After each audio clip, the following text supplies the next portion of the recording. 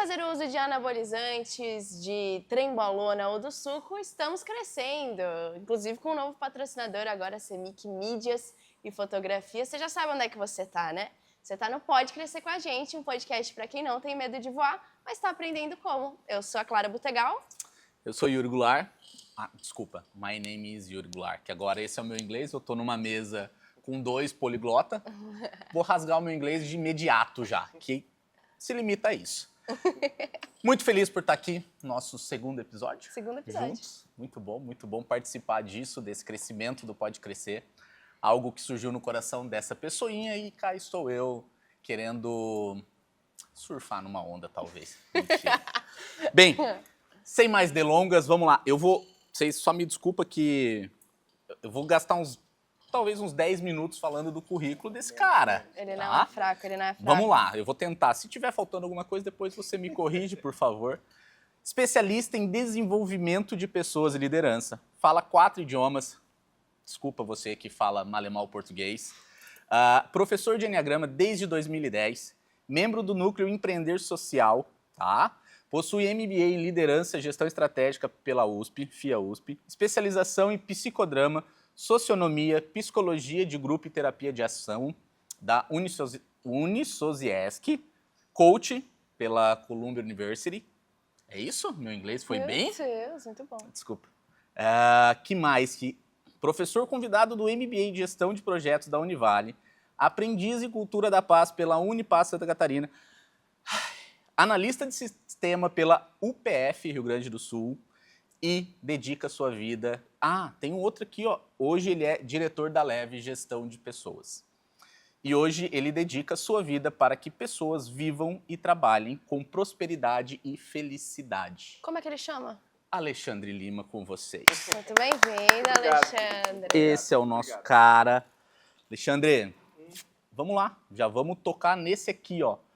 Dedica sua vida para que pessoas vivam e trabalhem com prosperidade e felicidade. O que você me diz sobre isso? Eu cresci, Yuri, vendo os meus pais trabalharem e ficarem doentes. Minha mãe trabalhou a vida toda no Banco do Brasil, se aposentou no Banco do Brasil. E hoje, se ela precisa ir na agência por algum motivo, ela começa, entendeu? Dá um ruim, assim, ela começa a passar mal. Né? Como ela me ama, ela quis que eu fizesse o concurso do Banco do Brasil também. Ai, que joia! Mas eu vi isso dentro quando eu comecei a trabalhar, quando fui para empresas, não importa, de diversos portes, eu vi isso acontecendo comigo, vi isso acontecendo com os meus pais. E tem toda uma geração que viu isso, né? E isso segue acontecendo.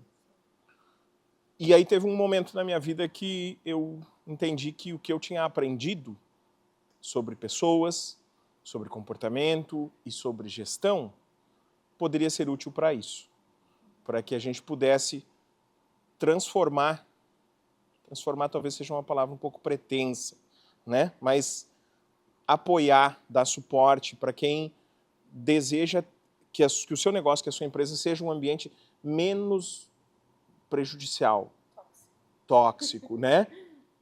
Que lhe dê condições para que as pessoas produzam, trabalhem, ganhem dinheiro e cresçam, né? Para isso. Eu acho esse tema super interessante, assim, eu vejo que são poucas as empresas que estão preocupadas em criar uma experiência de vida saudável para os seus colaboradores. Total. Só que existe uma ascensão também de problemas de saúde mental em razão do trabalho, né? E se preocupar com isso não é mais um extra que a empresa faz. Ao meu ver, a partir do momento que você, como empresa, é causador de um certo nível de estresse, você também é responsável por corrigir isso nos seus colaboradores, Total. né? Então é muito importante que as empresas despertem para isso, né? Para essa responsabilidade. Pelas previsões da Organização Mundial da Saúde, neste momento, em torno de 30% da população brasileira. Isso significa que de cada 10 colegas, 3 estão doentes. E doentes, bem, claro que é doente, né? Se é algo, como é que eu posso dizer, psíquica, não? Algo Emocional. Hoje a gente chama de doença mental, todo esse guarda-chuva, né? Mas a tua pergunta é boa, porque existe um percurso da doença, né? Então vamos pegar um exemplo simples. Eu gosto de café. Já tomei acho que uns 250 ml aqui, né? Desde que a gente começou. Em que ponto eu passo a ser um adicto de café? Entendeu? Tem um percurso. Sim. Então, mesma coisa para a ansiedade. Todos nós somos ansiosos. Em que grau? Né? Então, a questão é em que ponto a gente cruza a linha. E não tem um limiar. Cada pessoa é um pouco diferente. A gente tem estatísticas. Entendeu? Então, esse é o ponto. Só que aí a gente foi evoluindo essa discussão para assim... A Clara fica piscando, assim, ela tem um tique nervoso, ela surta, de vez em quando briga com todo mundo, mas ela nem tá conseguindo trabalhar, então tá bem. É isso. Tá. Né? Vamos lá. O que é bem? Isso é o que a gente, mais ou menos, né? Enquanto ela tá conseguindo vir, tá beleza, sabe? Não jogou a máquina de xerox em ninguém, sabe? Tá beleza, ela está funcional, né? É o termo que se... Tá. Hoje a gente tem, hoje 30 anos pra cá, né? Só que, como diz o Lulu Santos, a humanidade caminha, né, bem devagarzinho, né? Passo de formiga e sem vontade. Então, hoje a gente fala, por exemplo, de presenteísmo, que é o quê? É você estar aqui só de corpo presente, né? Entendeu? E, inclusive, tem um termo que nos Estados Unidos começaram a usar, daí vai expandindo, né? Que é The Great Resignation. A demissão, a grande demissão, assim, que é um processo onde as pessoas começam a ou sair dos seus empregos, ou se resumir a fazer o mínimo, né? Que daí eles chamam de silent quitting, né? Eu me resumo a fazer o mínimo para não ser dispensado. Nada mais que isso. Sim. Então, já que a empresa não me deu espaço para eu ter uma vida enquanto isso, eu mesmo vou fazer isso, como se fosse uma vingança, assim, que não... Uma rebelião, né? Uma revolta. E aí quanto custa? Entendeu? Porque isso vai contra tudo que tu tem de modelo de gestão. Pois é. E é uma ascensão mesmo. As pessoas estão cada vez mais buscando uma satisfação própria, um individualismo. A gente vê uma ascensão disso nos relacionamentos, a gente vê uma ascensão disso em várias camadas da vida das pessoas. E profissionalmente elas estão ali por um objetivo, ou deveriam estar, que tem a ver com um foco próprio, assim, um sonho próprio, né? Algo nesse sentido. Eu acho que quando elas não se veem caminhando na direção disso, é algo que traz um baque muito grande, né? Que a gente perdeu muito disso, né, Clara? Quando eu comecei a trabalhar com projetos de bem-estar e felicidade nas empresas, a primeira grande barreira é: o que te deixa feliz? As pessoas não sabem. Não sabem, não tem autoconhecimento. Daí, se você não sabe, o que eu vou te dizer? Sim. Entende?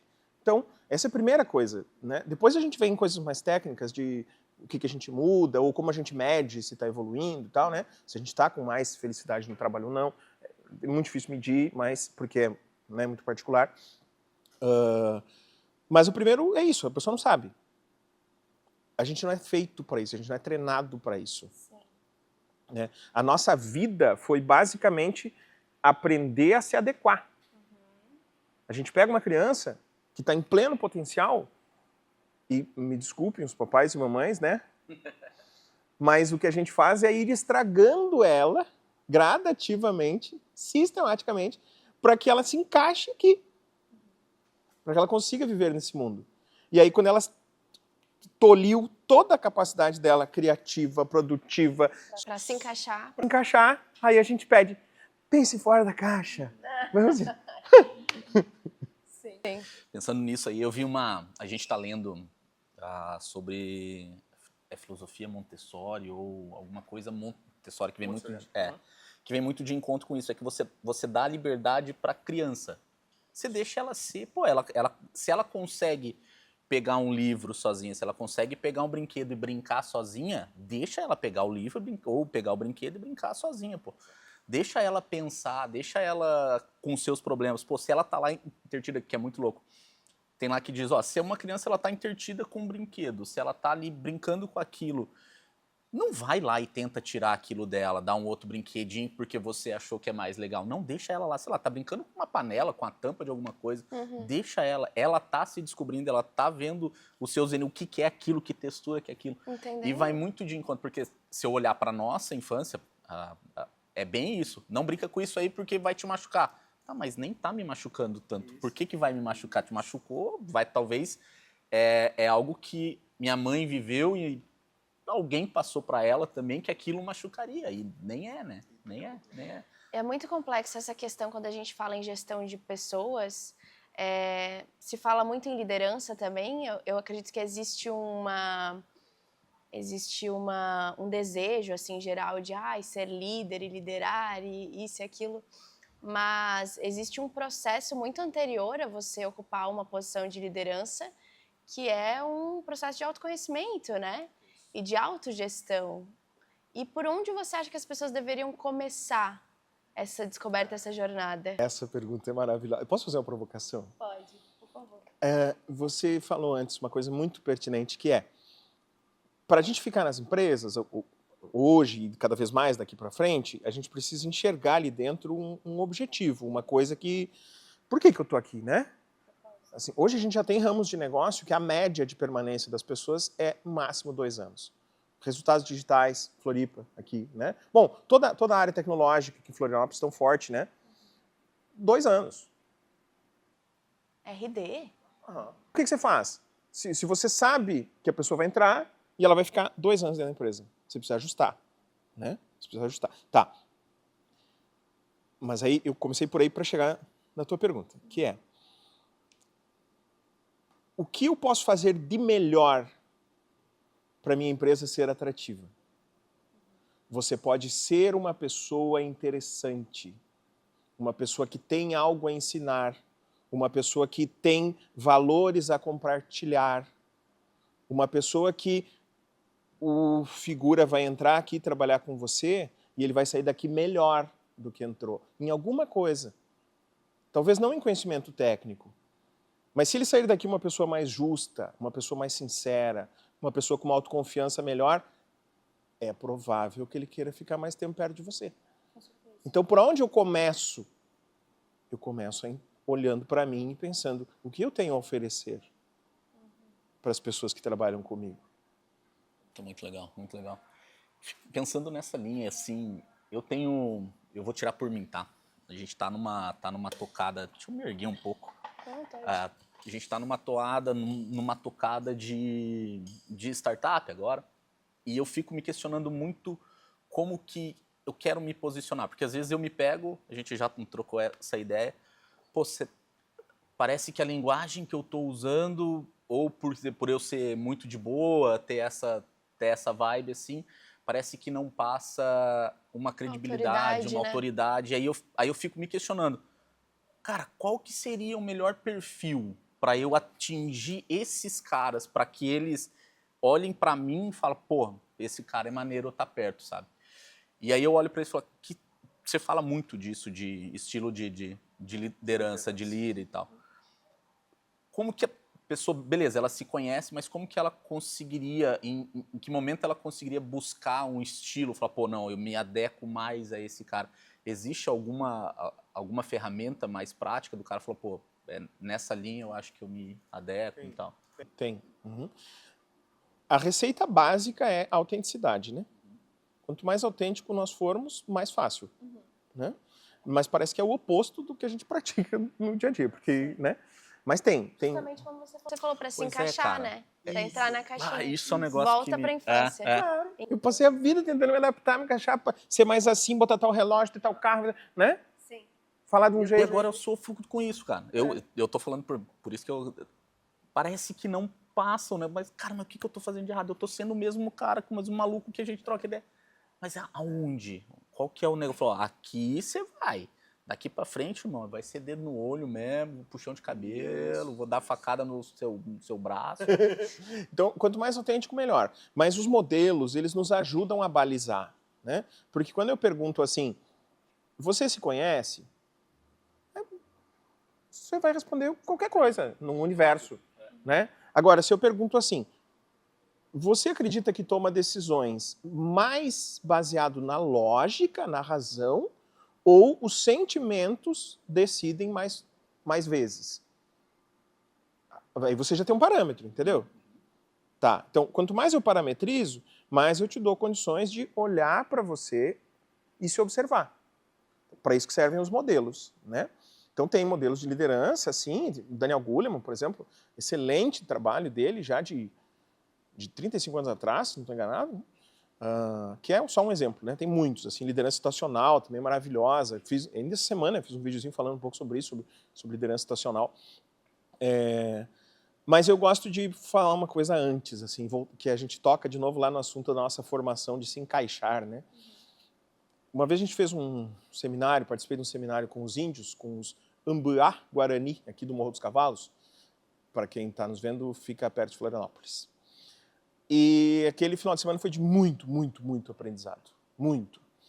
Um deles é que quando as crianças nascem, eles ficam por um tempo observando as crianças. 1 ano, 2 anos, assim. Para ver onde ela fica mais feliz. E aí a educação dessa criança, o treino dela para a vida vai ser baseado nisso. Então, se eu fico mais feliz na natureza, com os animais, talvez eu vou ser treinado, vou ser educado para ser um curandeiro, para ser um pajé, para ser uma coisa. Se eu fico mais feliz competindo, talvez eu vou ser, então, treinado e educado para fazer atividades nessa linha. Se eu fico mais feliz com pessoas, talvez um dia eu venha a ser o chefe da tribo, alguma coisa, enfim. Mas o meu desenvolvimento profissional, ele está muito baseado em como eu fico feliz. Maravilhoso. Mas eles são índios, né? Eles não devem saber, né? Estão muito atrasados. Imagina! Cara, isso vai ser uma discussão, e é uma discussão muito louca, porque daí a gente remete ao nosso ensino, pô. Claro. Extremamente Com arcaico, certeza. acho que estão muito mais arcaico, mais antigo do que os índios hoje, se a gente Até for olhar, né? o TED Talk mais assistido no mundo é o TED Talk que se chama Como a Educação Mata a Criatividade. E é extremamente interessante esse TED, e ele fala justamente como o modelo educacional foi feito para ceifar qualquer resquício de criatividade do nosso cérebro. Imagina. E a atualização desse modelo é extremamente urgente, ele vem do período industrial, assim, da Revolução Industrial, e isso não tem a devida atenção, o devido cuidado, e não se percebe o quanto que isso limita o desenvolvimento da raça humana, de maneira geral. É isso, eles não são malignos, né? Eles criaram modelos de educação para o que nós precisávamos. Sim. Nós precisávamos que as pessoas abrissem mão da sua liberdade e passassem a trabalhar nas indústrias, fechadas num bloco de concreto. Ninguém queria fazer isso. E o que eu vejo que as pessoas se deparam muito hoje em dia é com a angústia justamente da liberdade. Porque você vem um ser livre para ser o que você quiser, fazer da sua vida o que você quiser. Você tem a total autonomia de fazer isso. E aí, o que eu vou fazer com isso? Onde é que eu aperto? É uma liberdade que é um pouco angustiante. Daí a gente vai olhar muito para trás que vai nessa linha. A gente não foi criado, a gente não teve ensino para ser criativo, para ser livre, para pensar e executar aquilo que a gente quer. Muito pelo contrário, a gente se for olhar para os nossos pais, claro que eu acho que a nossa geração ela vem melhorando isso, ela vem mais briguenta. Nós, geração Z e os próximos, eles vêm numa pegada, eu acho que é assim. Então a gente não foi criado para isso. Tanto que para nós, para mim, assim, para eu entender que eu preciso romper essa parada, que eu não preciso ficar tão mais preso ao que eu fui ensinado, eu tenho que ir lá, eu tenho que acordar às 5 horas da manhã, se eu não trabalhar, eu não posso ficar parado, eu não, sabe? Isso é angustiante mesmo. Isso em que momento que a gente consegue destravar? Pô, não, acho que agora, sabe? Equilibrar, né? Porque você tem, a minha vida pessoal, minha criatividade, eu preciso ser isso o mundo inteiro, e o meu externo tá falando, não, eu preciso ser criativo, eu preciso sair, eu preciso. Aí você volta, não, mas peraí, eu preciso ter dinheiro, eu preciso me resguardar, porque eu não sei o futuro. É bem isso, você fica naquele, tá, pra onde que eu vou, mano? É um dilema. Isso aí. Isso. E falando isso, talvez até as pessoas que estão assistindo ou escutando, elas ficam até um pouco agoniadas, porque ressoa dentro do coração delas, né? Que isso é verdade e que elas queriam algo assim, mas não sabem o que fazer. Então, assim, como a gente começa? Primeiro, vai bem devagarzinho, mude uma coisa. Coloque uma coisa na sua rotina que você faz somente para ser feliz.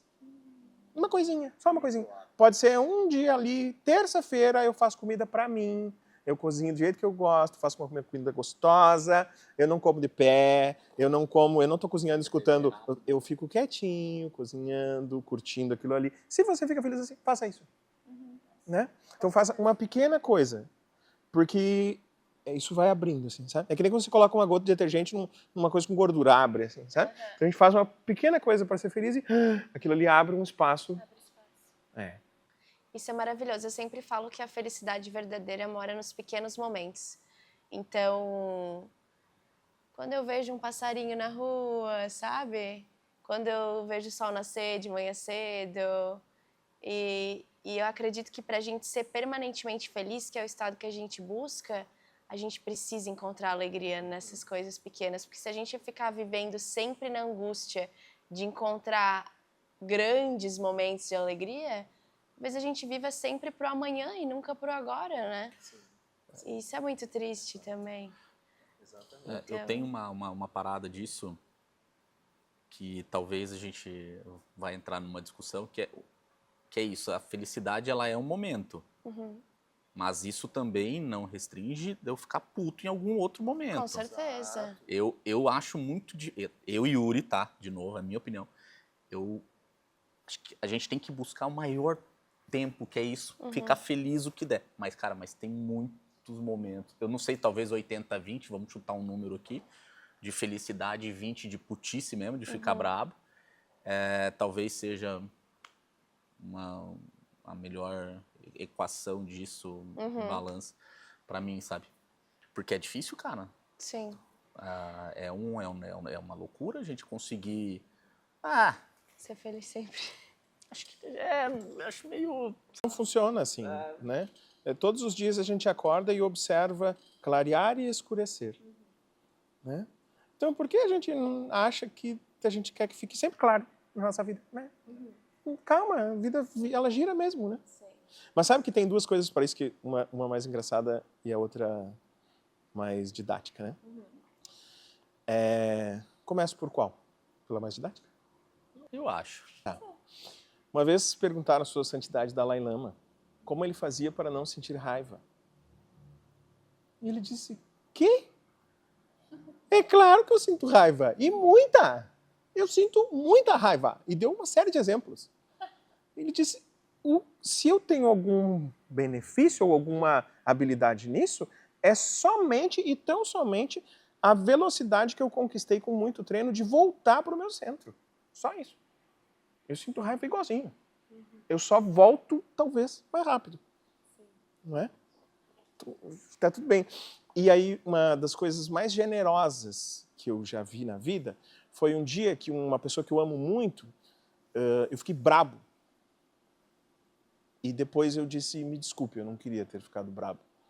E ela disse, eu respeito a tua brabeza, você pode ficar brabo. Puta merda, você é tão libertador, né? Tá louco, tá louco. E você se sente acolhido, né? Tipo, eu posso ser imperfeito, assim, como todas as pessoas são. Claro, é libertador, né?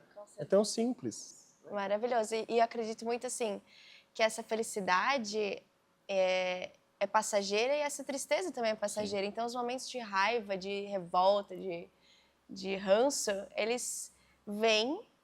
E quanto mais rápido a gente acolher eles e permitir que eles venham, nos ensinam o que a gente tem para aprender com eles, mais rápido eles vão embora. Né? Então, às vezes, eles só vêm para serem abraçados mesmo e acolhidos e libertos. Para a gente ver alguma coisa que eu não estava vendo. Com certeza. Né?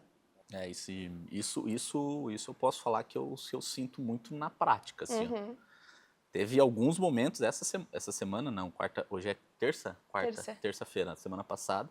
Cara, teve alguns momentos de pico, assim, que eu tava, cara, estressadíssimo. E aí, na mesa do café, que a gente tem o nosso momento de leitura, e aí, eu não sei o que aconteceu, que a gente tava falando de uma parada que não tava entregando, e eu, cara, fiquei muito incomodado.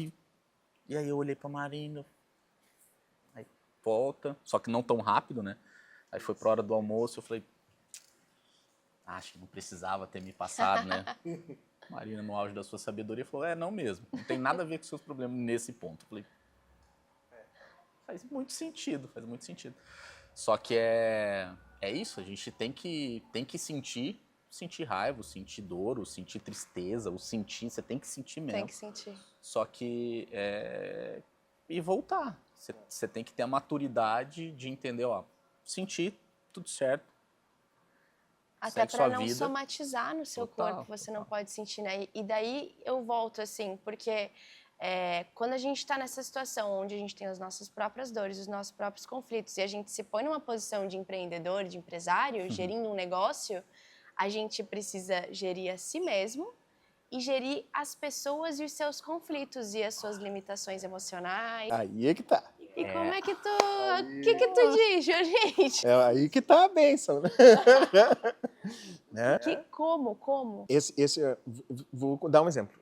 Os métodos de gestão e liderança que a gente tem, eles também são de 150, 200 anos atrás, como o nosso método básico de ensino, né? Beleza. Aí a gente aprendeu a trabalhar mais ou menos como fosse a Bíblia, assim, né? A gente passa pela tempestade para lá ter uma bonança, né? Então, esse é o que nossos pais, nossos avós e tal, e muitos de nós também ainda. Mas os jovens, os mais jovens, geração Z, principalmente para frente, eles não são mais assim. Eles funcionam mais conforme o videogame. Eles querem um pouco de recompensa rápida. Não vai esperar com a carreira. Tá. Então, como eu motivo esse cara? Aí, se eu fico trancado no como eu fui educado, eu vou te entregar o que eu recebi, né? Eu sou teu líder, eu vou te entregar o que eu recebi. Aí eu olho para você e acho que você é preguiçoso, que você não quer nada da vida, que você não tem como trabalhar com gente assim, né? Se você se mantém assim, daqui a pouco ninguém mais trabalha para ti. Porque as pessoas vão envelhecendo, e os jovens não querem, né? É mais fácil você abrir mão disso. Né? É mais fácil você abrir mão. Só que aí você tem que aceitar que você vai ter que aprender um jeito diferente de lidar com as coisas e com as pessoas. E você também vai precisar aceitar que talvez o papai e a mamãe te castigaram, foram ruins com você e você não vai poder fazer para os outros. Aceite. Não vai se vingar. Vai ter que confiar na justiça da vida, na justiça divina, né? E aí a gente fica, não, eu aprendi assim. Não, vamos tomar pau. Difícil se conformar com isso. No fundo, são essas barreiras. Eu não quero, eu sei desse jeito e vou fazer desse jeito. Né? Eu podia falar um monte de abobrinha, mas no fundo é isso. Eu não quero abrir mão de fazer desse jeito que eu fui educado. E a gente vai pro ego, inevitavelmente, né? Inevitavelmente. Exatamente. Que é uma pulga, né? Uma pulga bem chata. Alexandre, o que eu fico pensando assim, ó. Beleza, a gente está trocando ideias sobre liderança, como que a gente se conhece, eu preciso me conhecer para eu passar para o outro. Show de bola. Mas eu tenho um ponto, como que eu contrato alguém também que vai receber isso de uma maneira ok. Talvez esse cara, talvez eu não tenha um processo de contratação, que eu acho que acontece isso na maioria das empresas, tu pode falar um pouco melhor até. Eu contrato meio, gostei do Joãozinho. Joãozinho, vamos trabalhar comigo? Mas por que você gostou do Joãozinho? Não sei, Santo talvez ficou legal, porque ele fala bem, porque ele fala comigo. E beleza.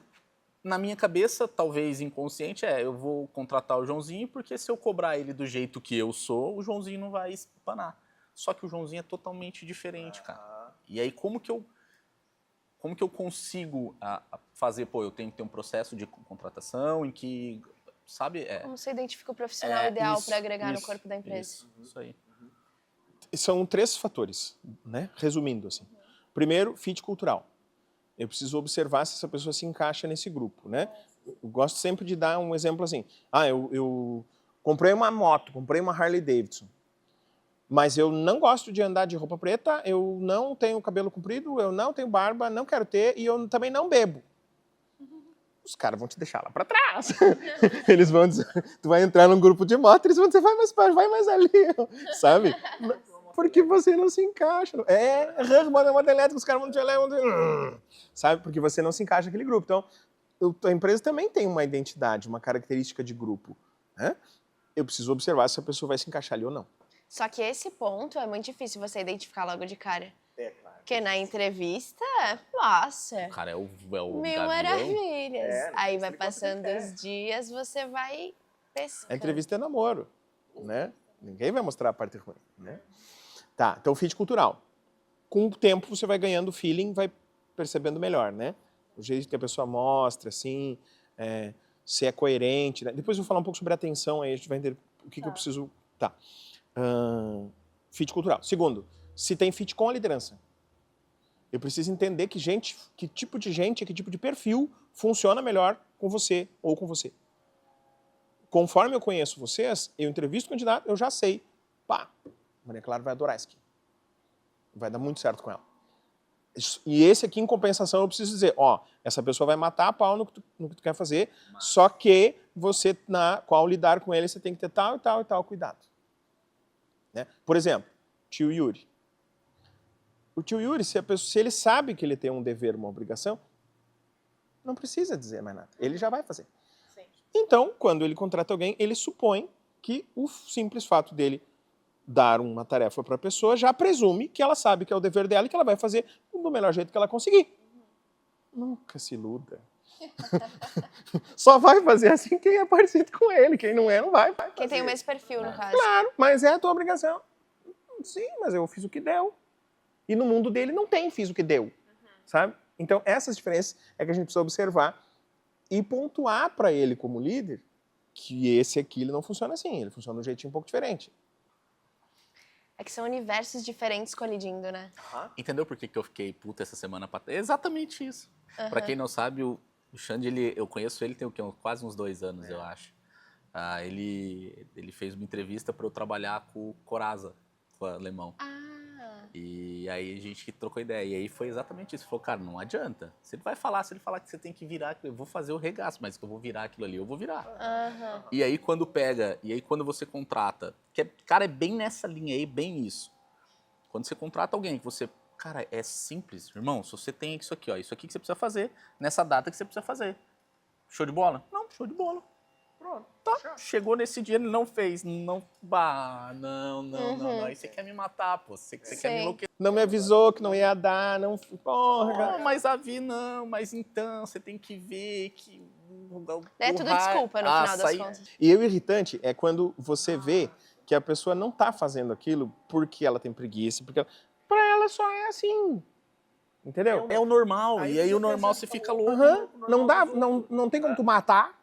Não dá. Né? E também tu não quer mandar embora porque ela não é ruim. Ela só não faz daquele jeito. Então, a questão principal para a liderança é flexibilidade. Olha aí, ó.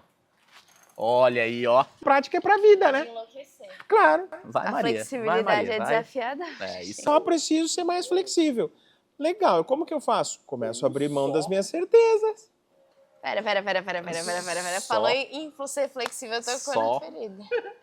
Tocou na ferida, porque eu acredito que existe um limite. É mesmo? Flexibilidade. Quanto?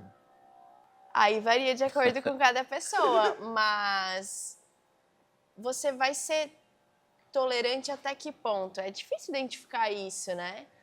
Em algum momento, a ineficiência vai prejudicar a operação. Isso. Mas a gente precisa... É excelente esse teu ponto, porque a gente precisa esclarecer o que é flexibilidade, o que é indulgência, o que é procrastinação, o que é preguiça, o que a gente precisa esclarecer, né? Pode ver ali que na bio, ali no currículo, não está escrito que eu vou trabalhar somente para as pessoas serem felizes. As empresas não existem só para isso. Elas existem para ter lucro, né? E sabe o quê? Ter lucro faz parte do nosso processo de felicidade. Não é que você não possa ser feliz sem pobre. Pode. Inclusive, tem pobres morando na rua que são muito mais felizes do que... Né? É verdade. Grandes empresários. Pode. Mas pressupõe... Eu me tornar mais feliz pressupõe que eu também estou tendo melhor desempenho nas coisas. Então, as coisas caminham juntas. Tá? Flexibilidade é eu estar disposto a abrir mão das minhas certezas para, a partir daí, poder ver o que você sabe, do que você é feita, que é diferente de mim, e como a gente faz algo melhor com isso. Isso é flexibilidade. Animal, Maravilhoso. animal. Eu tinha. O finado Beto, a empresa que eu trabalhava, ele tinha um número que era 100 dias. Um conceito, ele lia muito, estudioso, também calejado da vida, que era os 100 dias é o da contratação. O colaborador ele vai ter os 100 dias para você avaliar ele. Tem algumas literaturas que falam 90, enfim. Mas ele tinha com ele que era 100 dias. Pô. Se em 100 dias ele não entregou dentro, claro, daquele processo, daquelas fases que ele tem que chegar, você não vai pegar mais, esquece. É só perda de tempo e de dinheiro. E aí ele falava, vocês contratam muito rápido e demoram para demitir. O melhor seria inverter. E eles falam, ó, acho que não é por aí. E realmente existe um número, chegou numa decisão, tu acha que é muito de cultura. Tem uma de cultura também que eu queria trocar uma ideia. 90 dias é um período, 90, 100 dias é um período bom, até a própria legislação trabalhista, né? Prevê o contrato de experiência de 90 dias, né? Por quê? Porque a pessoa demora um tempo para se sentir suficientemente à vontade naquele grupo para poder mostrar quem ela é. Então, existe um estudo emocional, psicológico sobre isso também. Não é um número, fala, acho que 90 dias é isso mesmo e vamos lá. Ou tem algo... Tem alguns estudos, mas é que isso varia muito de ambiente, de negócio, de país, de cultura do povo, né? Isso varia muito. Então, mas o fato é que nas primeiras 2, 3 semanas, a pessoa não vai estar trabalhando como ela é. Ela vai estar trabalhando como um marqueteiro, né? Para ficar didático, assim, né? Ela está se vendendo para você, tá? A partir do momento que ela se sentiu um pouco mais segura, e daí tem pessoas que se sentem seguras no segundo dia, no primeiro dia, tem pessoas que demoram mais que isso, né? Demoram meses, semanas.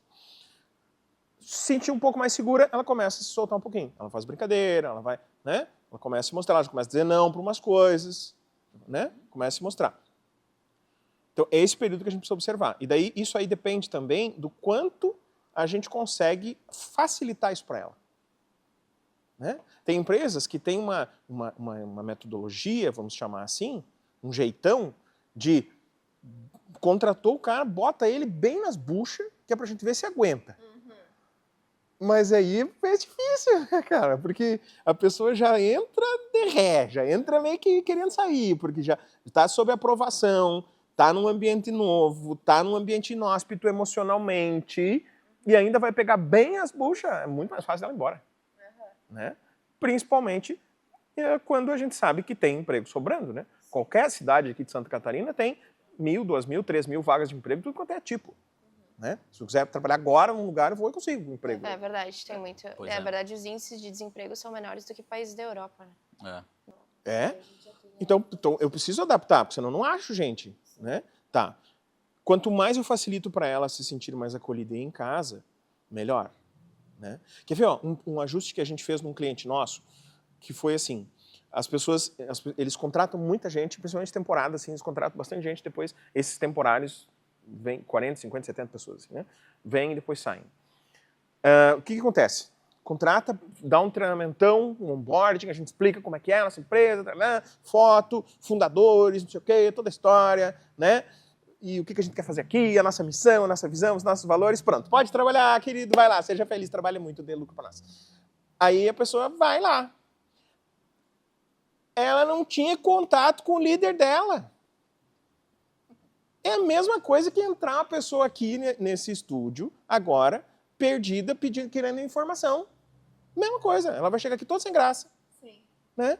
Claro, e nem vai se soltar, e nem vai é. ser, né? E aí os colegas, todo mundo aqui foi na escola. Você sabe como é que é, você entra na escola, tem gente legal, tem gente filha da puta. Sim. Na empresa também. Claro, tem gente que vê que, olha, bocó, chegou aí perdido. Já mas começa a sacanear. Se perguntar pra ele, você Começou esquece. assim. Ô, como é que eu faço isso? Te vira. E daí manda fazer coisa que não precisa fazer. Tá. A primeira coisa que tem que fazer é o líder receber essa pessoa. Se colocar à disposição. Claro. Não acontecer isso é a mesma coisa que chegar numa turma de escola sem um professor te colocar ali, entendeu? Vai deixar os colegas te receberem. Sim. Vai dar problema? Outra coisa muito interessante nesse mundo, nesse universo de gestão, é o clima organizacional, né?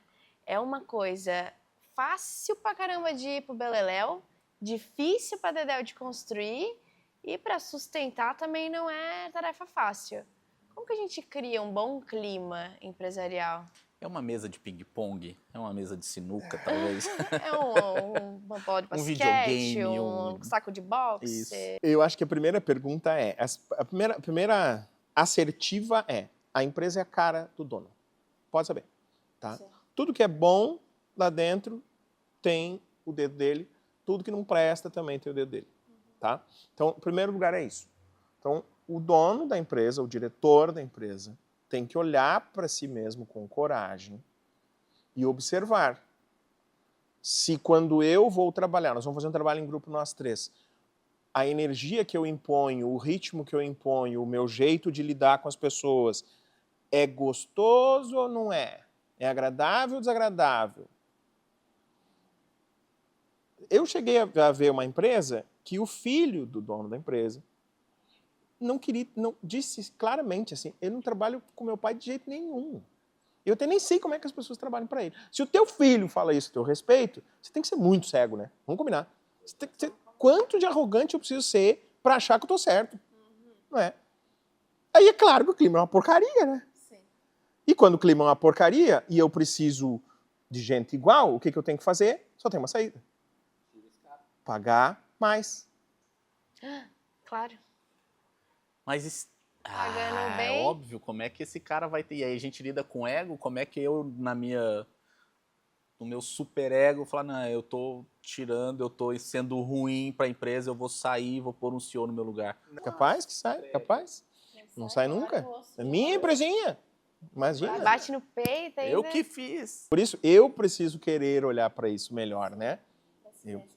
É que não tem atalho, não existe atalho. Você vai precisar se autoavaliar, você vai precisar desenvolver a humildade de admitir que está errado, você vai precisar da mentalidade de um eterno aprendiz. É. Precisa de alguém que te dê norte, né? Porque muitos clientes que a gente atende, quando a gente fecha com um cliente novo, claro, a primeira coisa que eu procuro é se é uma boa pessoa. É a primeira coisa que eu tenho que identificar. O que essa pessoa tem de bom ali dentro que eu possa usar, né? Usar como? Usar a favor dela, né? Então, toda vez que tem uma oportunidade de ela pegar uma coisa boa que ela tem e demonstrar, e eu sei que ela não faz isso naturalmente, aí eu incentivo.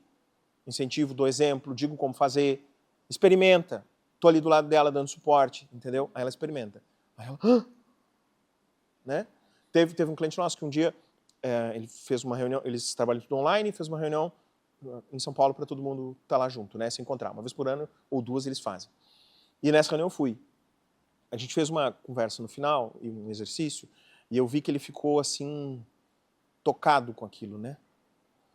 E aí eu pedi para ele falar, que quando ele ficou tocado, ele se fechou, né? Para não demonstrar emoção, assim. Aí quando todo mundo estava meio distraído, eu falei, fulano, fala um pouquinho para nós como é que você está se sentindo, não sei o quê. E ele foi falar e chorou. Quando ele chorou, o time todo veio mais perto dele, assim, ó. Fisicamente eles vieram mais perto, sabe? E aí tinha pessoas que trabalhavam com ele há muitos anos. Um deles eu sabia que trabalhava já há uns 12, 15 anos, eu perguntei, você já tinha visto isso? Ele falou, nunca tinha visto.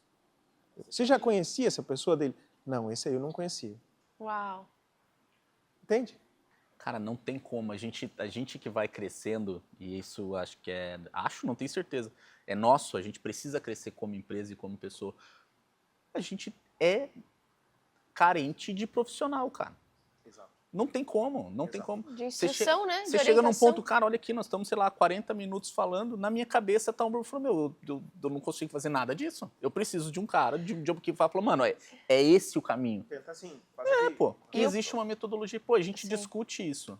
Cara, como é que eu vou botar esses caras para trabalhar? Como é que eu vou fazer esses caras produzir? Como é que eu vou fazer que o cara me entregue uma sprint no prazo? Como é que eu vou, sabe?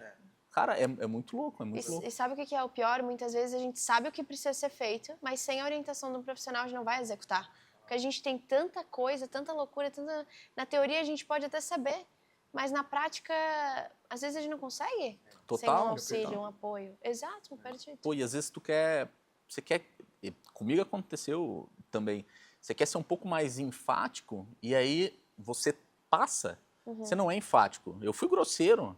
cara, você foi... De novo, a Marina, na sua sabedoria, ela falou, você foi grosseiro. Não tinha necessidade nenhuma você falar desse jeito. Os caras trabalham com tecnologia. Eles têm um... Eu falei, velho, verdade, olha só que... Aí volta, putz, recolho a minha insignificância. Pedir desculpa, falar, cara, desculpa, eu me passei. Sabe? Tem uma coisinha nisso que ajuda tanto, sabe? Se tu lembrar disso da próxima vez, tu vai ver como funciona e no começo vai ficar um pouco de raiva, vai ficar com raiva de mim, depois você vai ver que funciona, né?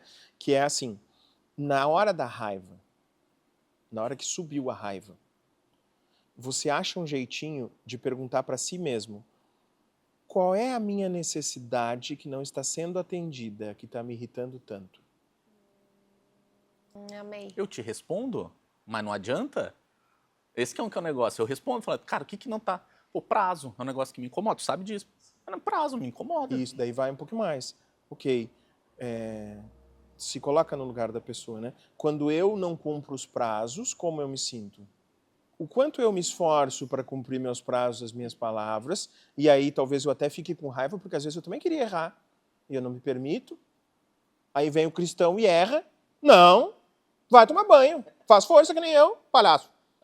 Né? Entende? É assim, é assim. Bem essa sensação.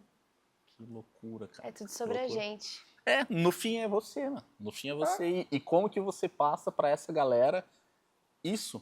Essa é a grande sacada do mundo empresarial, talvez, né? Acho que não só do mundo empresarial, né, mano? Nós também. No pessoal, no relacionamento. Pessoa, tá louco, tá louco. Não é tarefa fácil, mas uma coisa que eu queria te perguntar muito é... Porque, assim, muitas pessoas se veem no conflito como empreendedores de, tô com essa situação, quero demitir, não sei se é hora de demitir, já não aguento mais, tô arrastando isso, tô levando isso com a barriga, a pessoa melhora um pouco, daqui a pouco piora, aí a gente conversa, aí melhora um pouco piora. Fica nesse ciclo. Quando que é a hora de dizer adeus? Baita pergunta. Fora, primeiro de tudo, como está a confiança e a lealdade? Minha contigo e tua comigo. Eu não posso me excluir se eu sou teu líder. Eu preciso entender se eu estou sendo leal e justo e honesto com você também. Não, mas eu sou chefe. Esquece. Tudo na vida tem que ter equilíbrio. Exatamente. Então, eu estou sendo, fiz a minha parte, fiz. Eu paguei o salário. Não, essa não é só a tua parte. Para de ser raso.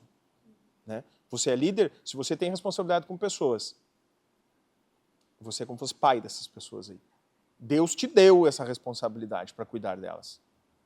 Então entenda que você não é simplesmente... Comece por aí, tá? Então eu preciso entender o meu papel. Eu preciso ver se a pessoa está sendo leal comigo também.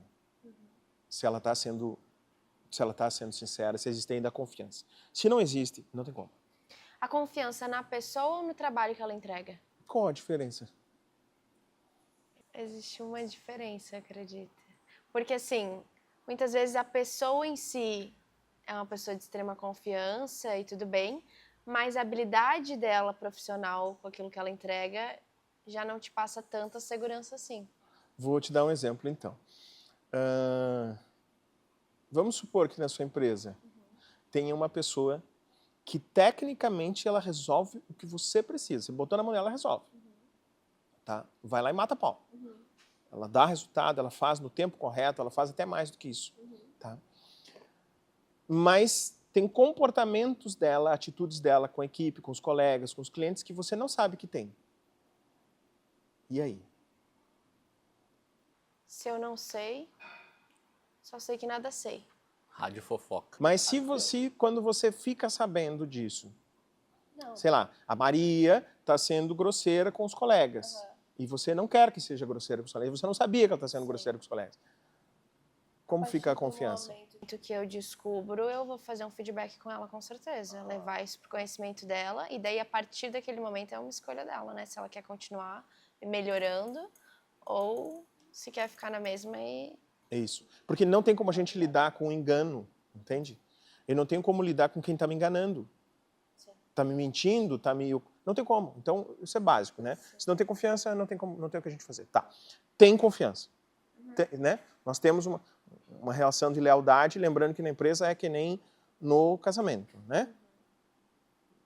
Que seja eterno enquanto dure, Vinícius de Moraes lá, né? Tá, beleza. Então, tem. Quando é a hora de demitir? Quando não está mais, você não está mais, a empresa mudou e você não. Quando você não evolui. Quando as tuas atitudes estão sabotando os colegas e a empresa. Quando você, olha só se isso ainda não é uma boa coisa. Quando você cresceu num tanto que você não cabe mais nessa empresa aqui. Sim. Aí eu fico apegado, querendo, não larga minha joinha, ela é minha joinha, não larga ela. Mas o ideal seria demiti-la. Por quê? Porque dali para frente ela não vai melhorar. Né? Ou promovê-la, óbvio. Né?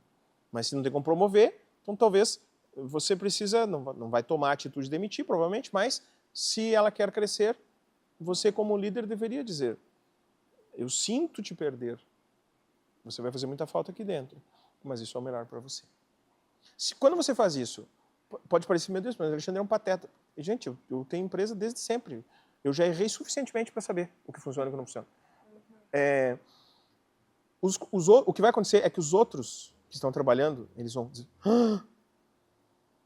Cara, isso deve gerar uma credibilidade, uma admiração animal, né? Tu passou o ano inteiro falando lá que não sei o quê, que a gente aposta nas pessoas. Com essa atitude, você fala, você grita.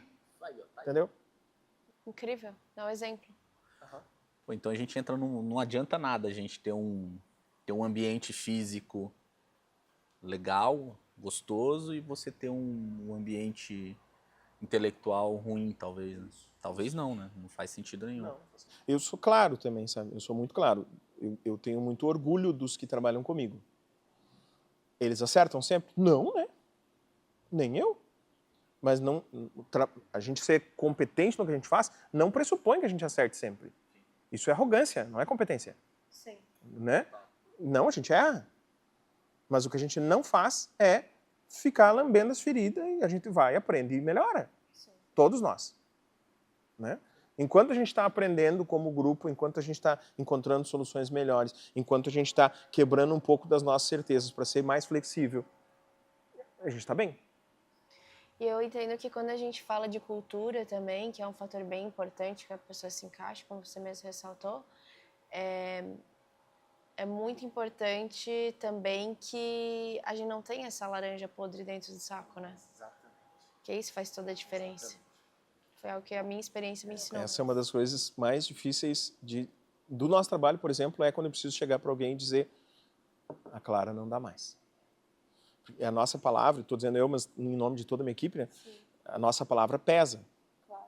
Mesmo que a pessoa, cliente novo, ele ainda não sabe muito bem, quando ele vê que a gente acerta no que está falando, ele começa a olhar. Né? Então, se a gente diz, a Clara não dá mais, 99% de chance que você vai ser demitido. Então, pesa para nós, sabe? Só que, se você está fazendo contra, está jogando contra. Sabe? Tem uma pesquisa que eles fizeram uma inserção em 2 times de futebol na Inglaterra. Uma inserção de pessoas nas categorias de base. Então, para testar exatamente o quanto você consegue influenciar. Para influenciar positivamente, eles precisavam colocar 1/3. Então, se são 10, o time de 10 pessoas, eles precisavam colocar 3 pessoas com um comportamento positivo para ser suficiente para influenciar os outros.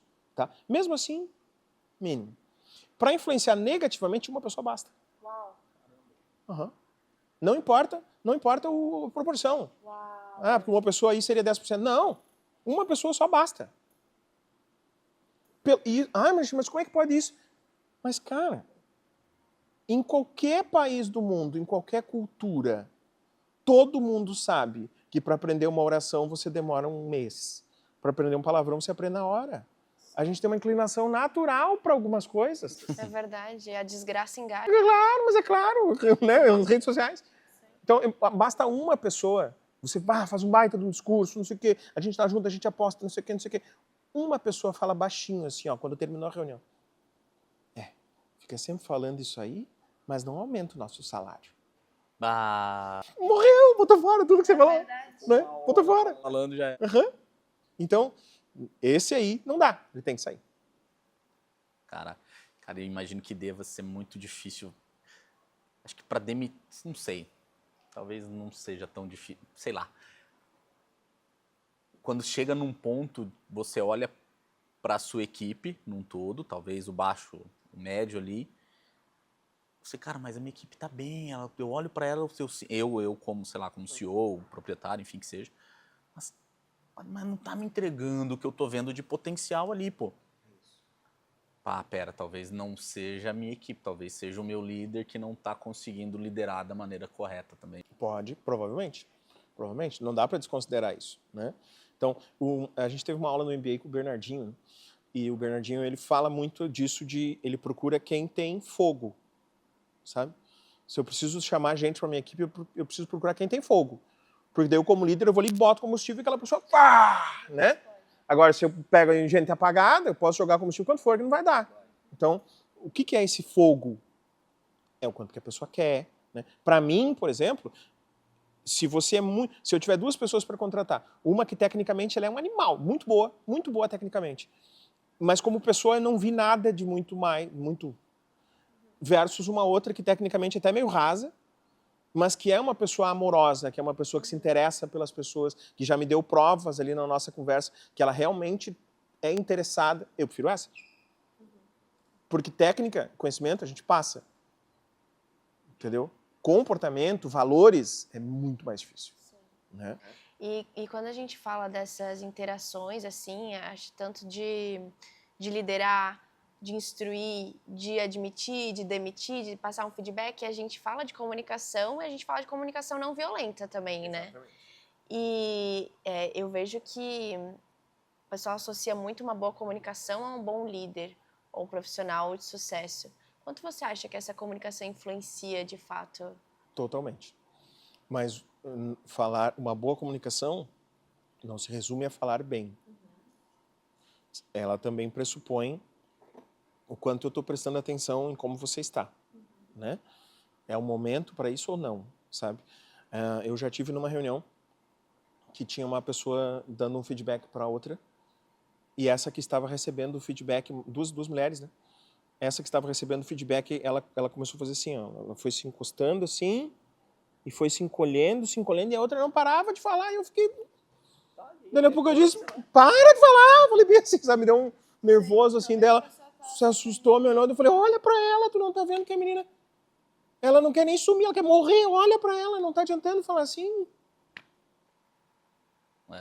Claro, tinha o suficiente proximidade e respeito com ela para fazer isso dessa maneira, né? Porque senão também estaria sendo muito inconveniente com a líder, né?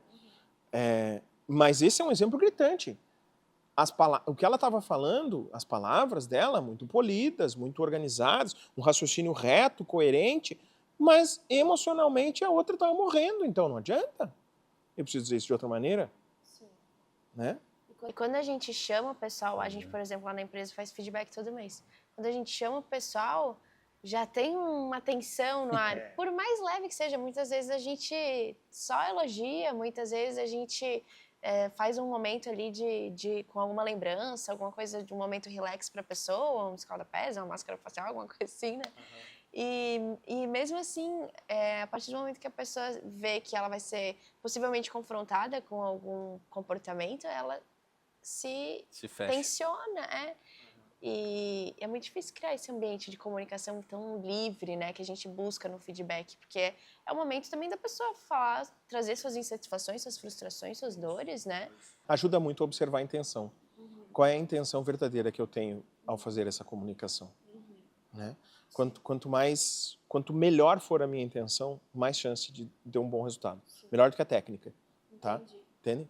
Então, Alexandre, então se eu tiver uma cultura também dentro da empresa que a pessoa já do D0, ela entrou, ela já entende que é uma cultura de feedback, é uma cultura disso aí, eu acho que seria talvez o melhor momento, o melhor caminho, né? É um excelente caminho. Porque não chega um negócio e fala, puta, agora é um feedback. Tá, mas a gente não tinha muito feedback há um tempo atrás. Tipo, e aí tem uma outra linha que eu acho que é como que eu construo também quando eu entendo, falo, pô, essa cultura que eu tenho não funciona mais, eu preciso mudar.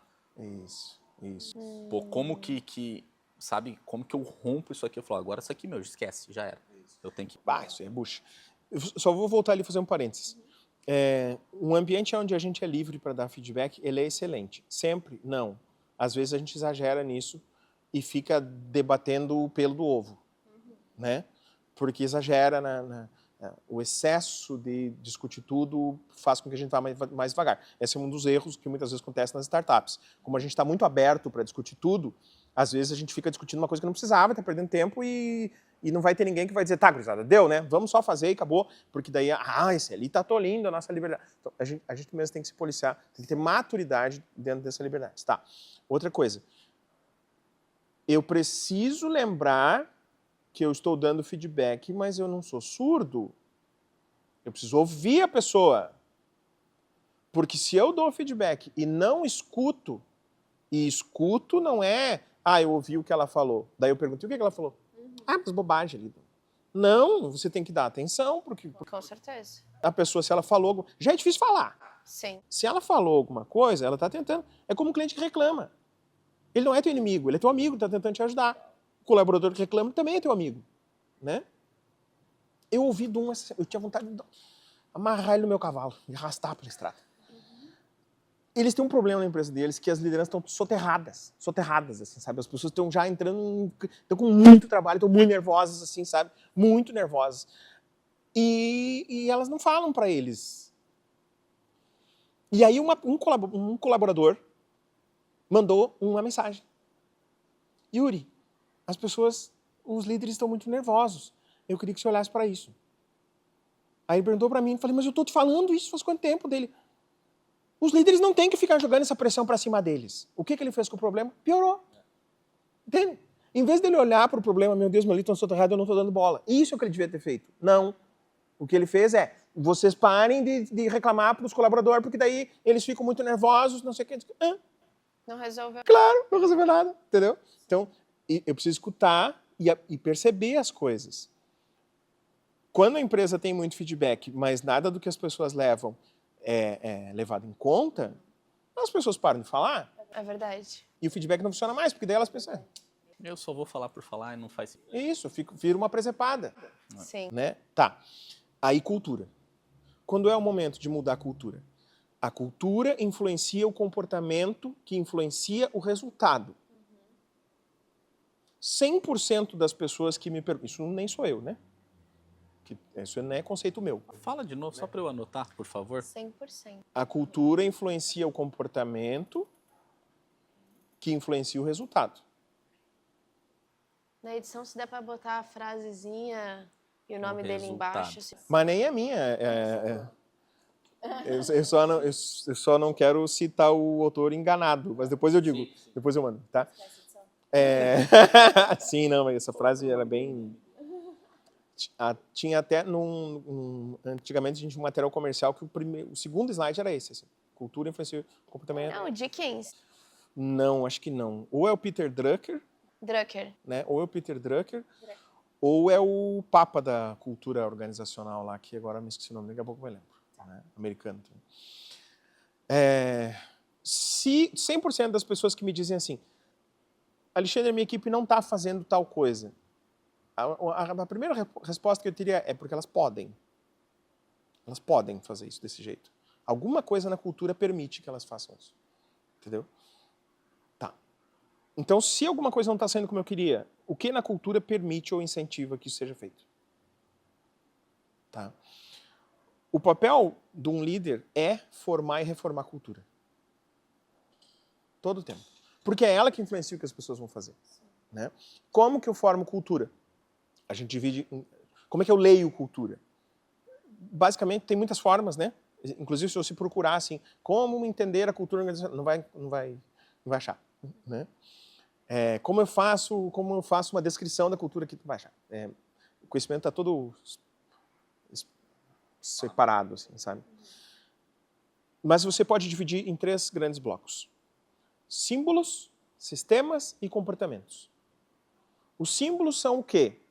Como é que é o local, como é que o pessoal senta, onde é que é a sala do chefe, tem uniforme ou não tem.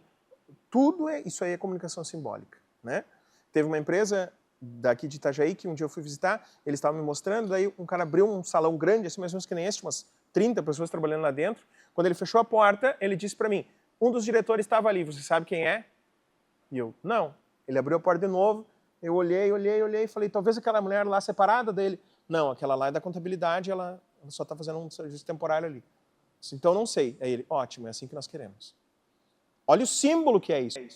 Horizontal total. Por que a simbologia é tão importante? Porque ela se comunica direto com o emocional. É como eu me sinto. O símbolo faz eu me sentir de determinada maneira. Aí eu coloco as pessoas, empresas de logística aqui, tem muito isso, né? Eu crio uma mesa grande, faz aquelas baiazinhas, separa todo mundo, eu não consigo enxergar direito vocês. Isso comunica com as pessoas. Sim. Ah, mas é que eu quero que elas se concentrem mais e trabalhem mais. E sim, eu entendo isso. Mas isso também faz com que elas se sintam um robozinho ali dentro. Talvez elas poderiam trabalhar até mais, produzir até mais, serem mais sensatas no seu dia a dia e cometer menos erros se eu tivesse um ambiente um pouco mais limpo, um pouco mais aberto. Tá? Então, símbolo. Né? Sistemas são todos os... Como é que eu promovo, como é que eu demito, como é que eu contrato, com base no quê, sabe? Isso são sistemas, né? Sempre muito claro, né? Isso. Sistema, né? E às vezes não fica tão claro, e aí é pior. Porque do mesmo jeito que no matrimônio, o que eu não comunico dá espaço para outra pessoa imaginar o que é. Né? Então, na empresa, a mesma coisa. O que eu não falo, as pessoas podem supor. Fica subentendido, cada um imagina do seu jeito, pronto. Né? Então, mas, por exemplo, eu digo que na minha empresa eu valorizo muito a competência. E aí, a gente começa a observar a tua empresa e vai percebendo que as pessoas ganham um aumento somente quando elas pedem para sair. Então, você não está premiando a competência, você está premiando ela ficar na empresa. Está premiando não perdê-la. Não é nem ela ficar na empresa, é não perdê-la. Né? Você não foi atrativo, você foi corretivo só. Exato.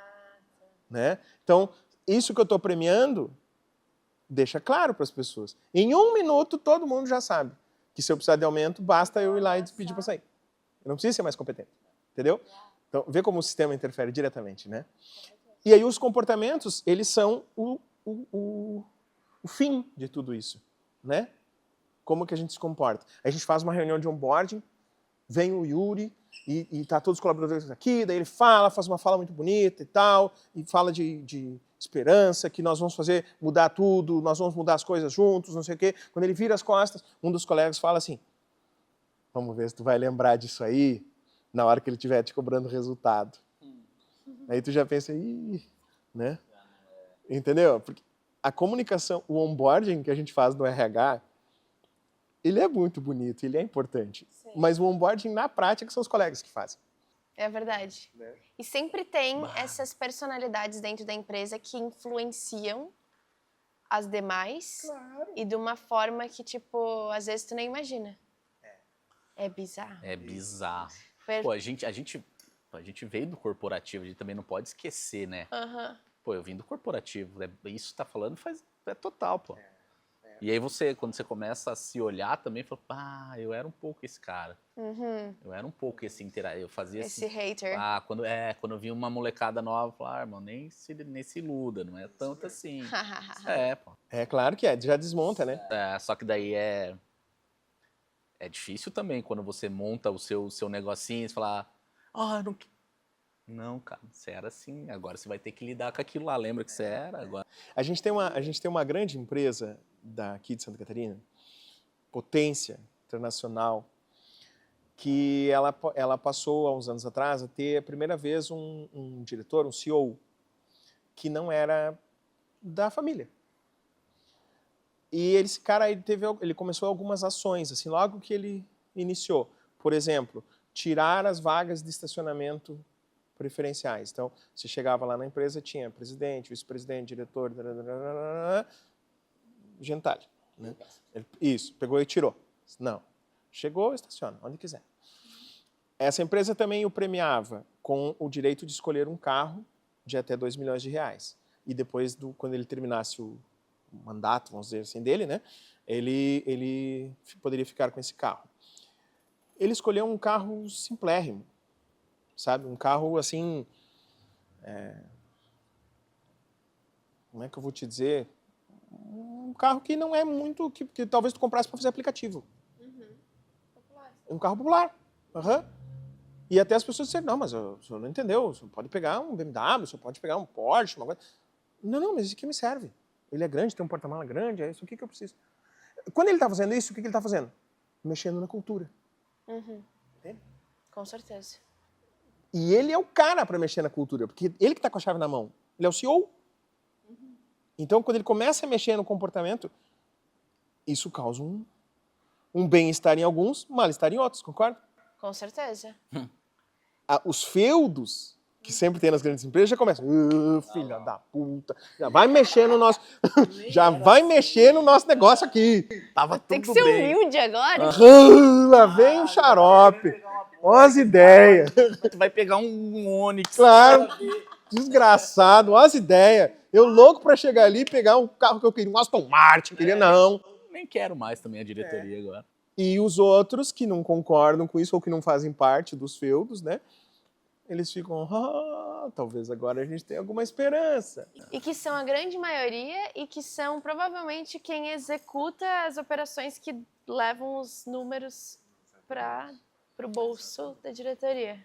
Alexandre, a gente tem um momento muito legal aqui, que é o TDAH. Momento TDAH. Tá. Você tá falando, eu tô aqui. Qual que vai ser? É feijão arroz ou arroz feijão? Que isso vai nortear o resto do nosso papo. Dependendo da sua pergunta, a gente encerra por aqui, Da tá sua tudo resposta. bem. Ou da sua resposta, a gente vai embora. Se é feijão ou arroz? Sempre, né, sim, é rápido assim, ó. Jogo rápido, É. é de bola. No seu cotidiano, você coloca o feijão primeiro ou arroz? Arroz. Graças a Deus. Tá. É isso. Tá bom. Maionese de aipim. Já comeu? Já. Gostou? Maionese de aipim não Não, eu gostei. É, gostou. Mas eu prefiro batata. E aí? Eu comi de mandioca. Eu confio, eu sei mandioca também. comi Aí, de ó. aipim. Essa é a diferença é geográfica, né? Se eu tô aqui no sul, mandioca. Se eu tô do centro-oeste pra cima, norte, centro-oeste pra cima, aipim. Tá, mas agora sinceramente, Faz sentido nenhum. papel higiênico. Ah, esse é muito bom. Com a pontinha Nossa, pra frente A gente tinha falado, existe. ou pro fundo? Não, isso aí a gente já matou, Eu também me perguntava isso. E eu boto de cada vez de um jeito, né? Até o momento que eu observei aquele suportezinho do papel higiênico que tem um bonezinho. Tem uma franjinha. Porque aquilo me incomodava, né? Tu vai pegar o papel higiênico e tem que ficar levantando aquela porcaria. Não, animal. É porque é para tu botar o papel virado pra cá, que aquilo ali facilita o quarto. Gente, vamos Eu pensar. avisei. Vamos pensar logicamente. avisei. O papel higiênico, Ele é se assim, ele ó. for cortado no meio, ele ficar pra trás, você vai ter que rolar ele de novo só pra você fazer o uso desse papel. Então, é óbvio que ele precisa ficar pra frente. Obrigada. Obrigado. Já aproveita e se Voltamos. inscreve no canal. Comenta como é que esse podcast está te ajudando aí na sua gestão empresarial. E ativa esse sininho, pelo amor de Deus. Para de miguelar a coisa, Eu só quero ver você pensando. Eu sei que o Alexandre te deu muita cutucada. Eu quero ver que você tem coragem de falar que líder que você é. Uau. Se você é líder ou não. Uhum. Eu quero ver. Não tenho, duvido. O líder hoje está bem mais para um professor, né? Sabe aquele bom professor que a gente teve, que a gente sente saudade, que ele te mostrou uma coisa diferente, né? Eu nunca me esqueço, por exemplo, de um professor de história que eu tive, se chamava Olindo Fusinato. E ele era, não? Nada, horrível. Mas de professor de história ele era maravilhoso. E teve um dia que houve uma coisa que eu nem me lembro o que é, um fato no mundo, uma morte, uma coisa assim, e ele tinha que dar aula. E naquele dia ele chegou e disse: eu não posso dar aula de história hoje para vocês. Eu posso me sentar com vocês, fazer uma oração se vocês quiserem. E nós podemos conversar sobre o que aconteceu, porque isso é mais importante do que a aula de história. Eu nunca esqueci. Né? A noção de preste atenção no que está acontecendo no mundo, você não é uma ilha. Preste atenção no que está acontecendo ao seu redor, não é? Então, um líder hoje está muito mais para esse cara do que para alguém que sabe muito bem comandar, que sabe muito bem dar um feedback polidinho, que sabe muito bem o que tem que fazer para a gente ter resultado. Isso é muito importante. Muito importante, sem dúvida. Tem que ser sensível também. Mas ele tem que... E esse professor, se você pensar, né, quem foi esse cara pra você, geralmente ele sabe te incentivar a buscar o melhor de si mesmo, né? Exatamente. Tu lembra quem foi esse cara pra ti, ou essa pessoa? Esse professor que Aí eu te não sei marcou? se eu vou. Eu nunca fui bom aluno, né? Aham. Os meus professores eram sempre Yuri, Vitor. Vitor, você vai reprovar se você continuar desse jeito, cara. Então, acho que quase todos. Eu tenho a Francis, ó, vou falar. Francis Mara, Maria Helena, o professor Rafael, que era de matemática e física.